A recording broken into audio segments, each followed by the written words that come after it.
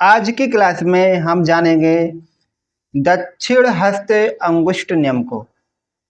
यानी कि जो ये चित्र आप देख रहे हैं, इसी नियम को, इसी चित्र को हम क्या बोलते हैं? दक्षिण हस्त अंगुष्ठ नियम, राइट हैंड थंब रूल। पहले इसको पढ़ के समझते हैं, फिर मैं समझाऊंगा इसको। इस नियम के अनुसार यदि हम अपने दाएं हाथ में विद्युत धारावाही चालक को इस प्रकार पकड़ें कि अंगूठा विद्युत धारा की दिशा में हो व उंगलियां तार पर लिपटी हो, तब लिपटी हुई उंगलियों की दिशा चुंबकीय बल रेखाओं की दिशा को प्रदर्शित करेगी। इस बस यहाँ तक की परिभाषा काम की हमारी। कहाँ से? यहाँ से। दोबारा से देखते हैं थोड़ा सा इसको। ये क्या, मैक्सवेल जो वैज्ञानिक है, इन्होंने बता दिया था ये नियम। इन्होंने क्यों दिया था? चुंबकीय क्षेत्र की दिशा को ज्ञात करने के लिए इन्होंने ये वाला नियम दिया था, चुंबकीय क्षेत्र की दिशा। इन्होंने बताया अगर हम अपने दाएं हाथ में कोई विद्युत धारावाही चालक, जैसे मान लीजिए कि पेचकस हो गया, उसको हाथ में इस प्रकार पकड़ लें कि जो हमारा अंगूठा है, जैसे ये देख रहे हैं आप, अंगूठा है, अंगूठा विद्युत धारा की दिशा में, यानी अंगूठा तो भाई सीधा रहेगा ऊपर को, जैसे धारावाही चालक होगा वैसे ही उसको की तरफ को अंगूठा होगा। तो इसके अंदर करंट बह रहा है, नीचे से लेके ऊपर की ओर विद्युत धारा बह रही है इसके अंदर। तो क्या बताया कि जब वो बह रही है नीचे से ऊपर को, तो अंगूठा भी क्या होगा? उसी की दिशा में होगा। तो अंगूठा विद्युत धारा की दिशा में हो और उंगलियां तार पर लिपटी हो। अच्छा, उंगलियों को तुम इस तरह से लपेट के रखोगे तो ये तार होगा जो पेचकस होगा तुम्हारा, उस पर लिपट जाएंगे ना, लिपट जाएंगे। तो जो उंगलियां हैं जो इस तरह से लिपटी हुई, यही क्या बताएगी? चुंबकीय क्षेत्र की दिशा बताएंगी कि चुंबकीय क्षेत्र इस तरीके से गोल गोल घूमती रहती हैं, जैसे उंगलियां हमारी गोल गोल लिपटी हुई हैं।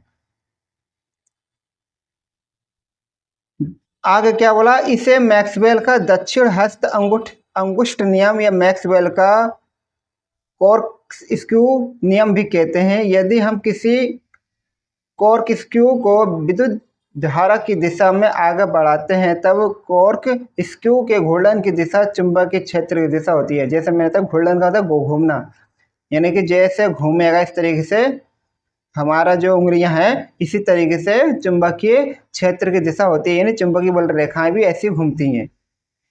ये चित्र है, ये भी और ये भी, दोनों इसी बात को दर्शा रहे हैं कि यह हमारी चुंबकीय क्षेत्र रेखाओं की दिशा इस प्रकार से ज्ञात की जा सकती है।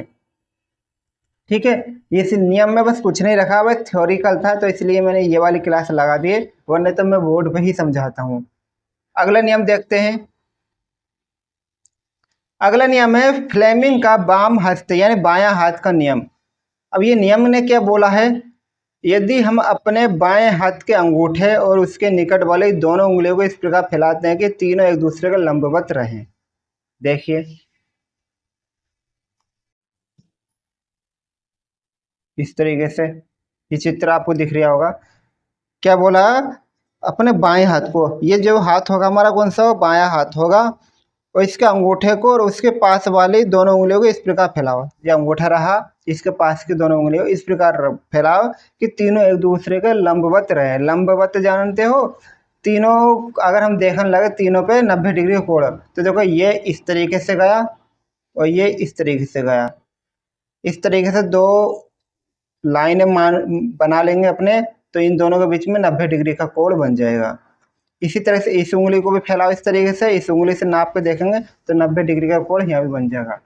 यानी लंबवत का मतलब हो गया, मैं जैसे कि ये बना दिखाऊं, अगर कोई लाइन ऐसे खींची है तो दूसरी लाइन वो ऐसे खींचेगी, तो ये लंबवत है। और कोई लाइन इस तरह से खींची है तो अगली लाइन ऐसे खींच सकती है या फिर ऐसे खींच सकती है। तो कुल मिला के ये है कि हर दो लाइनों के बीच 90 डिग्री का कोण हो, तो उसे कहते हैं लंबवत। तो लंबवत रखी जाए, इस तरह से फैलाओ अंगूठे को और उसके पास की दोनों उंगलियों को, वो तीनों कैसे हो? एक दूसरे के लंबवत हो। तब यदि अंगूठे के पास वाली उंगली, जिसको हम तर्जनी कहते हैं, ये वाली उंगली तर्जनी चुंबकीय क्षेत्र की दिशा में होगी, बीच वाली उंगली आ गई ना, ये वाली दो का अंगूठा और इन दोनों के बीच में बीच की हो गई।